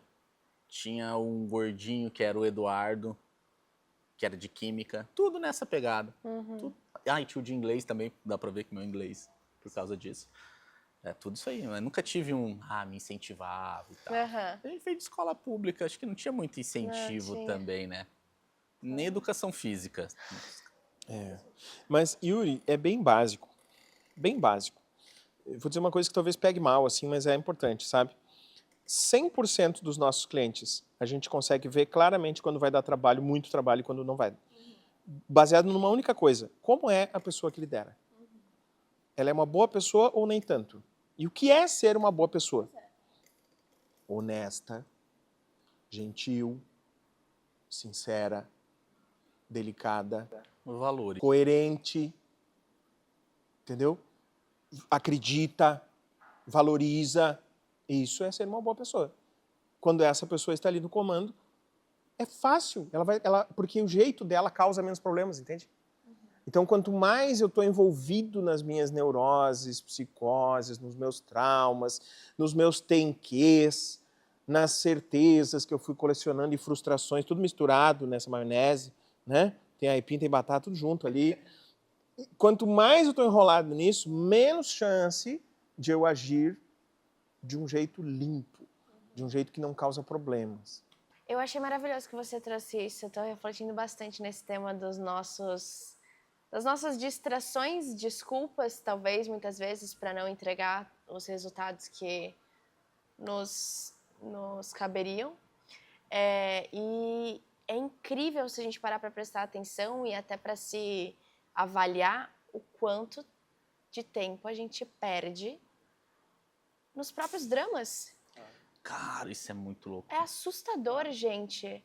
Porque muitas vezes a gente não tá nem melhorando, nem curando, não. A gente só tá remoendo mesmo. Caraca!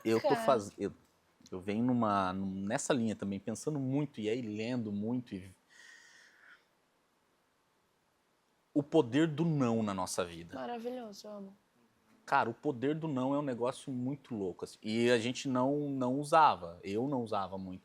Sempre tinha uma desculpa querendo florear um negócio. Não, mas não é por isso. É por causa disso aqui. Cara, não, velho. Yuri, vamos ali. Cara, não tô afim. Não tô afim, pô. E aí não era só um não tô afim. Tá, mas não tô afim. Aí já tem que dar uma desculpa, não magoar a pessoa. Cara, mas daí na minha cabeça, isso eu faço e eu tô lidando com isso. Não é tão simples também. Não é tão simples. E aí a gente vai remoendo um pouco mais. Você vê que tem um pouco mais de coisa por trás, tem um pouco mais de trauminha, Dos que você vai lá por quê. Uhum. Mas, cara, é muito gostoso, muito gostoso. E aí entra um pouco a questão dos resultados, das nossas entregas, cara. Sim. Porque isso também influencia, né? Se eu aprender a falar, cara, não consigo, tá, mas você não consegue o porquê disso aqui. Ou você não faz o porquê disso aqui. Ah, né, não faço por causa disso. Sem desculpinha, sem desculpinha daquela parada, sabe? Você consegue ser sincero, essa verdade te liberta muito. Muito. E você percebe que daqui a pouco as pessoas sabem, não, o Yuri vai ir quando ele realmente estiver afim, quando ele estiver disponível para estar naquele momento, ele vai estar totalmente entregue quando ele estiver lá, mas se ele não quiser, ele não vai. E as pessoas passam a entender isso bem tranquilamente. Exatamente. Simplesmente respeitam, né? Sim. Mas a gente sempre pode encontrar bons professores ao longo da vida, né?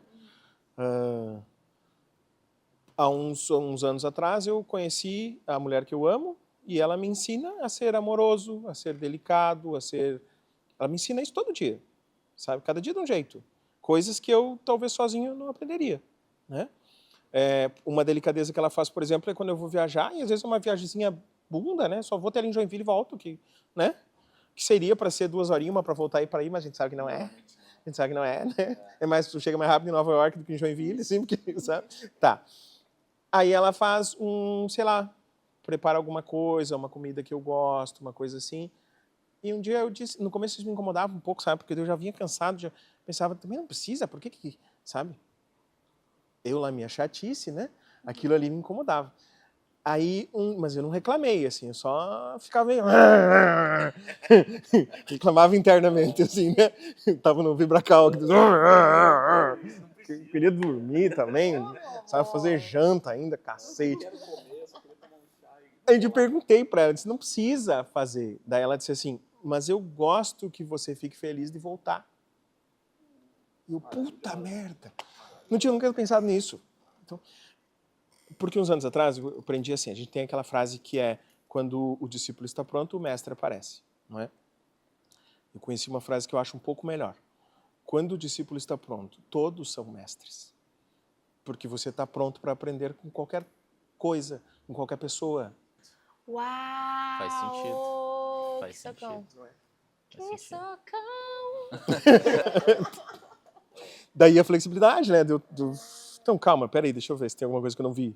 Uau! E é verdade, quando você tá olhando para a vida com um olhar de eu quero aprender, eu quero me desenvolver, Tudo tudo se é aprende. aula. Tudo é aula. Cada dia é aula. O teu humor consigo mesmo é aula.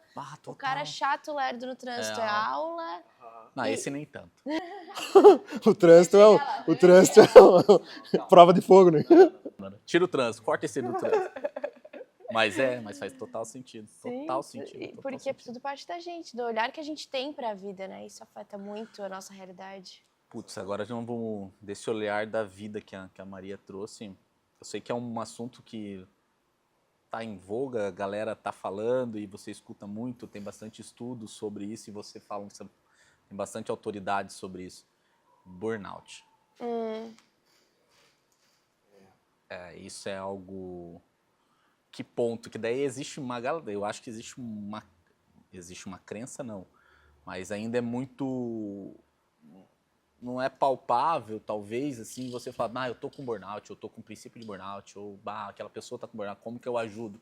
Porque eu tenho, talvez, as duas pontas, né? Como que eu me identifico, acho que eu tô... acho que eu tô extrapolando, talvez eu tô nesse princípio e eu tô vendo a Clara lá, tô vendo a Maria olhando e falando, acho que a Maria tá com... Como que eu ajudo ela? E por que disso? Que saco! Vamos começar pelo porquê, então, como diria o Simon Sinek, né? Vamos começar pelo porquê. Uma parte nossa, outra parte da empresa. A parte nossa é, eu tô sendo super estimulado há anos a ir mais adiante, busca mais resultado, cresce um pouquinho mais, compra um carro um pouquinho melhor, investe não sei o quê, né? Tô sendo super estimulado a sair da zona de conforto, né? Você tem que crescer, você tem que crescer, você tem que crescer. Não tem ninguém parado. Quem está parado está voltando para trás. Tu tem que fazer mais. Acorda às 5 da manhã, né? A gente está sendo super estimulado por isso. E se hoje eu perguntar, o que você faz na tua rotina que seja só para você descansar e ficar em paz, sem o celular, o que é? Eu sei falar, eu sei fazer. Minha leitura de manhã. Boa. Demorei, tá? Mas é isso, é o meu momentinho ali. Boa. Meu café, minha oração, 6 horas da manhã, 6 e pouco. Um pouco cedo, né, Alexandre? Sento lá na varandinha, faço minha oração, começo o meu dia, acordo os galos, que eles já estão lá. Sento, pego um pouco no celular para ver o que está acontecendo, aí eu largo ele, aí eu vou... Exatamente. Tem uma amiga minha, que não está mais com a gente aqui agora, que ela falava assim, eu achava maravilhoso isso, que todo mundo deveria meditar 10 minutos por dia, a não ser que você seja muito ocupado. Se você for muito, muito ocupado, aí você tem que meditar 1 hora. Justamente porque você vai indo pro surto, assim, né? Tá, então a gente vive de um jeito, a nossa cultura de mundo faz com que a gente vá indo naturalmente pro burnout, né? Sim. Vai se exaurindo, porque descansar é feio. Vergonhoso. Não, como assim descansar? Como assim você não vai vir aqui porque você não vai fazer nada, porque você quer descansar? Como assim? Sabe? Não, tu não pode descansar, não existe descansar. Tem que ser uma máquina de vencer. Então a gente já está com isso muito internalizado e a gente vai indo, né? Nós chegamos ao ponto de ter uma pessoa que dentro de uma empresa, não é daqui, de Santa Catarina, São Paulo, que pediu por um dos nossos psicólogos, você poderia me ajudar a ter um pequeno burnout? E aí o psicólogo disse, por que você iria querer uma coisa dessas? Daí ele, porque eu acho que eu ainda posso ir um pouco mais, eu só queria ter alguém segurando a corda para eu não me perder. Olha o nível de loucura. Meu Deus! Sabe? Na prática, ela está dizendo assim, eu quero fazer um pequeno suicídio, mas eu não vou morrer, não quero morrer. Eu só quero É isso que ela está pedindo, entende? Olha o nível de... Cara, o quanto falta de amor próprio você tem que estar para pedir uma coisa dessas. E de inconsciência com relação ao que isso realmente é, porque é uma experiência extremamente traumática. Claro, tu tá querendo provar o quê para quem? Sim. Né? Ai, isso é provar o que pra quem? Exato. Então, começa assim a parar um pouco essa noia de tem que estar sempre fazendo mais. E daí o segundo, que vai doer um pouco, mas eu preciso dizer, tira a porcaria da capa de Super-Homem e de Mulher Maravilha, que você não é uma Super-Homem nem Mulher Maravilha, para com essa palhaçada, você não tem que dar conta de tudo, você não tem que estar forte sempre, para com isso aí, que você é o machão, não sei lá, que mata pique e come, ou que você é a mulher que não precisa de ninguém, para com essa putaria que isso não serve pra nada, só pra você ficar doente, tá? Ah, mas eu organizei toda a minha vida em função disso. Parabéns pra você. Ainda bem que não morreu ainda, tempo de desfazer, né? Tá. Começa por aí. Do outro lado, tem a empresa, que ela conta com isso. Né? Vamos um pouquinho mais, vamos um pouquinho mais, vamos um pouquinho mais, vamos um pouquinho mais. Meta, super meta, mega meta. Né? Mega power meta. Sabe? E quando você atingir, você dobra. Então, o meu sistema de gestão, ele vai me levando para isso, naturalmente, né? Ele vai nos levando para isso e a gente concorda, tá? Então, tá, Alexandre, mas daí eu faço o quê como empresa? Você faz coerência. E você para de pensar em tirar o máximo possível de quem está ali. E entenda que tem um limite. Só que daí a gente entra em questões mais profundas. Se um mau líder está nos escutando, nessa hora ele já está meio puto, pensando, para com essa palhaçada, bota as pessoas a trabalhar e acabou. Beleza, não tem problema, pode deixar ele com a retórica dele. Mas um bom líder está pensando, como é que eu faço isso? Pois é, aí tem um problema. Como eu sei qual é o limite da Clara? Conhecendo ela. E ela precisa saber também. Eu tive uma conversa, não tem 2 meses, tem menos de 2 meses, com 2 meninas que estavam surtando. Uma assim, ó, não é que ela tava... O burnout e a xícara, ela já tava assim, ó, no ar, assim, sabe? E a outra tava na beiradinha escorregando, assim, sabe? As duas chorando, quase não conseguiam falar, assim.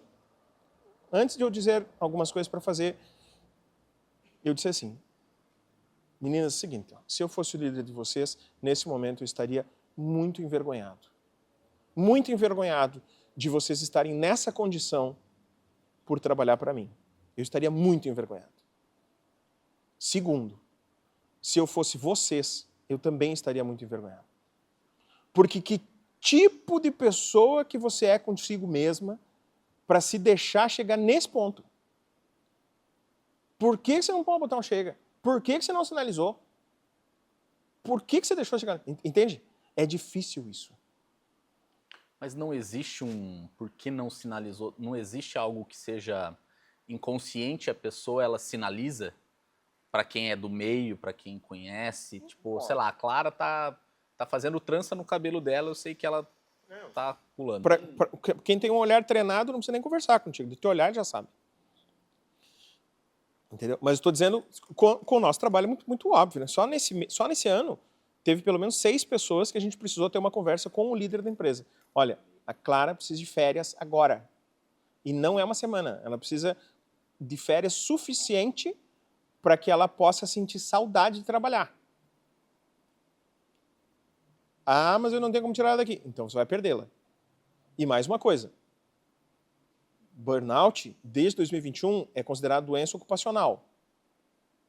Então, vou te dar uma escolha. Você prefere afastar a Clara, dar férias para ela, cuidar dela. Nós vamos manter os nossos psicólogos cuidando dela. Nós vamos acompanhar se ela vai consultar um psiquiatra, talvez ela vai precisar de medicação, nós vamos acompanhar. Você prefere isso ou um processo trabalhista misterioso? Isso é educação positiva. Eu tentei isso. Tá? Então, só esse ano nós vamos ter 6 conversas dessas. Graças a Deus, todas as pessoas foram muito coerentes. Teve um que disse... Ele não falou para mim que não, mas ele não deu muita bola. Aí a pessoa... É que ela tá com muito compromisso, agora não dá, assim, mas na próxima semana eu vou pensar sobre isso, não sei o quê. Na próxima semana ela já não veio trabalhar.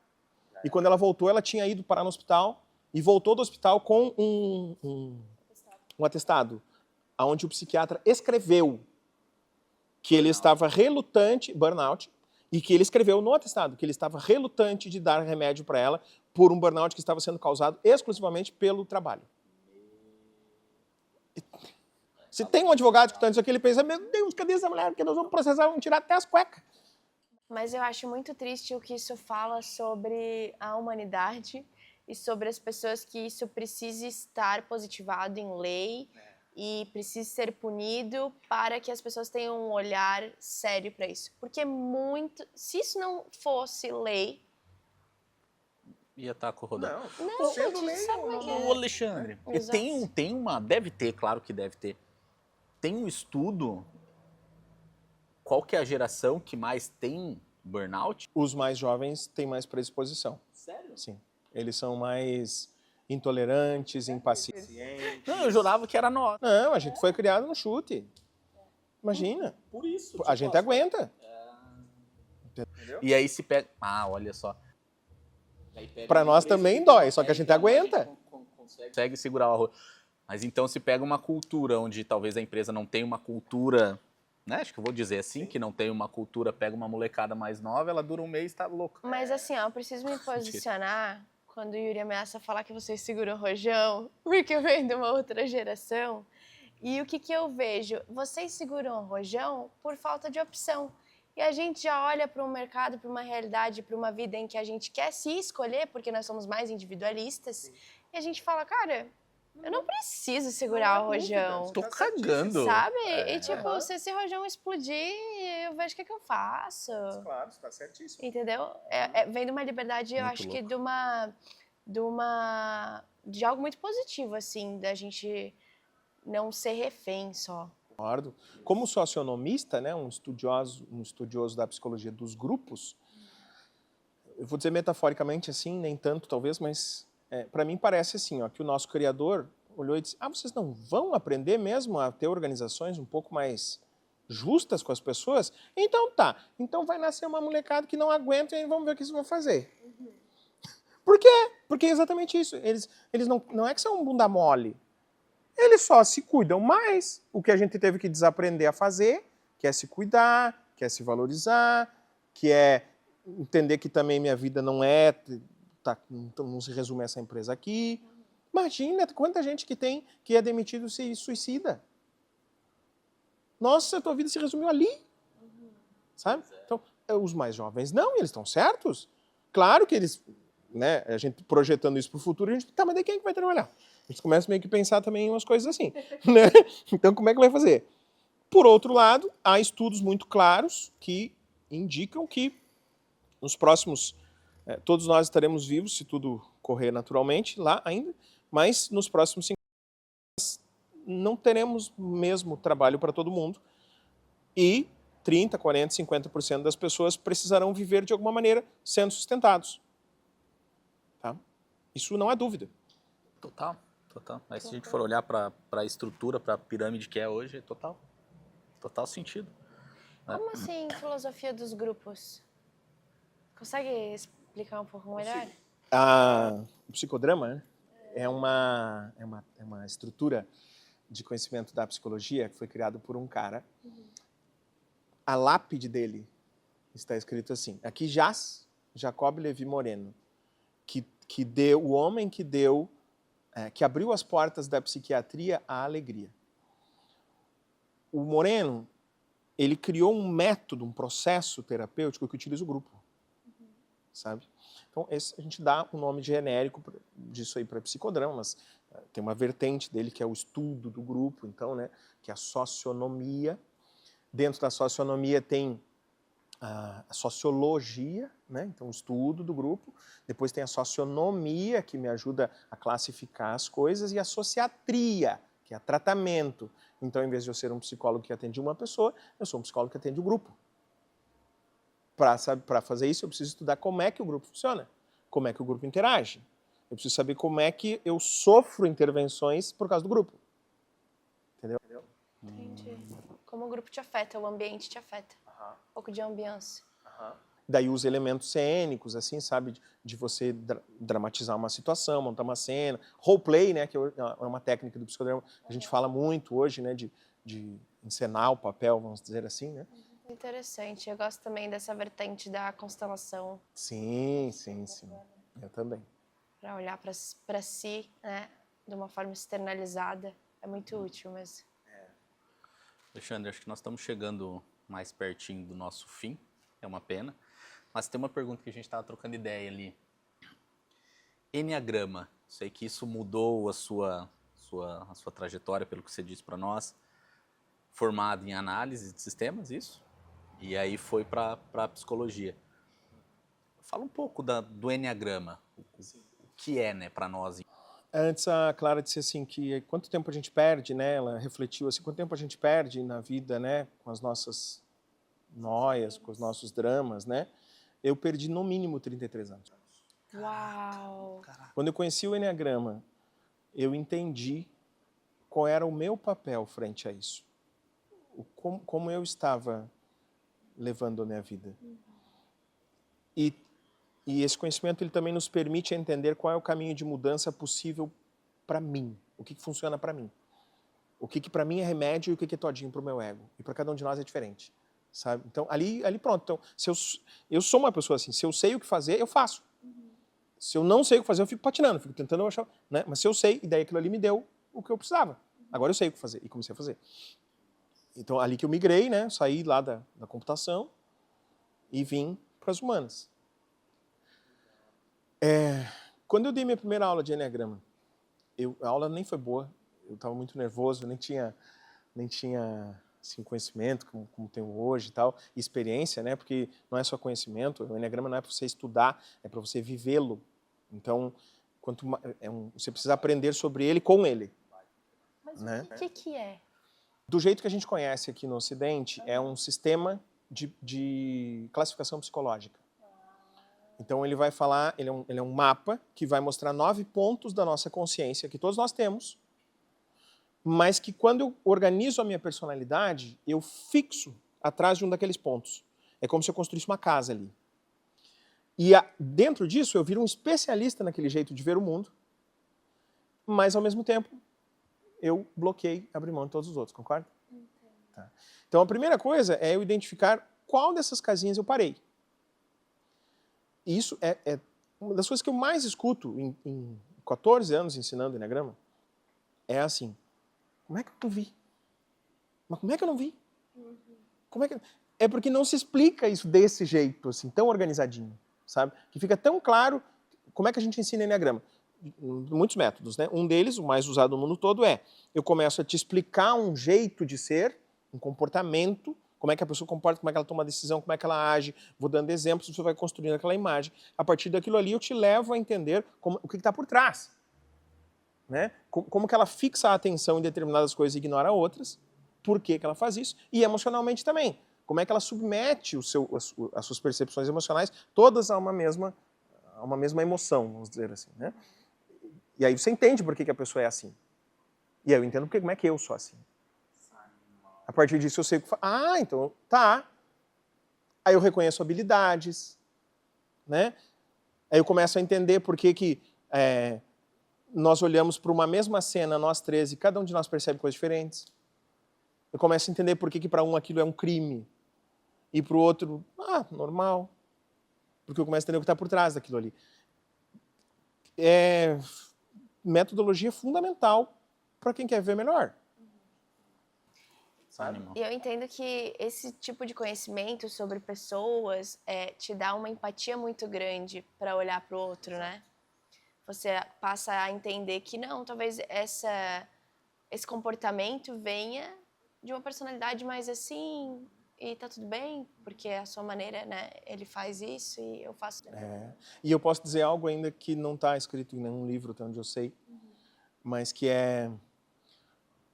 quando a gente começa a estudar o enneagrama, aprender sobre as personalidades, parece que são realmente 9 pessoas completamente diferentes.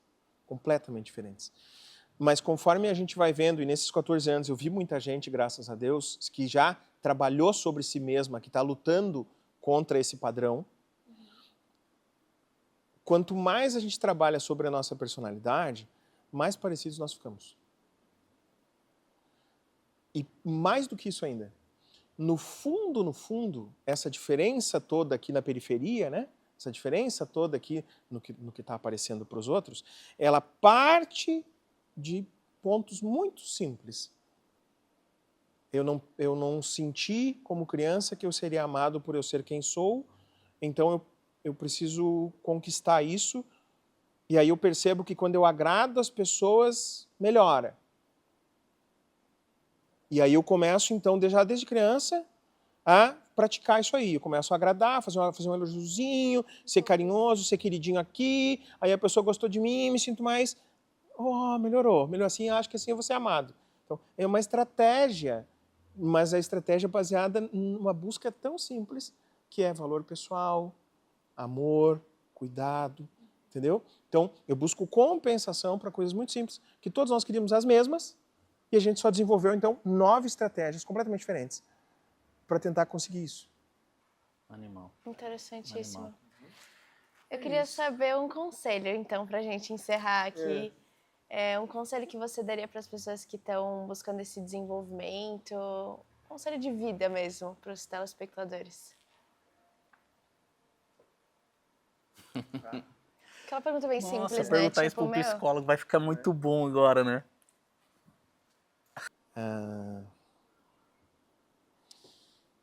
Mas dá. Se eu só tenho uma bala, eu vou atirar onde derruba tudo. Perfeito. Tá?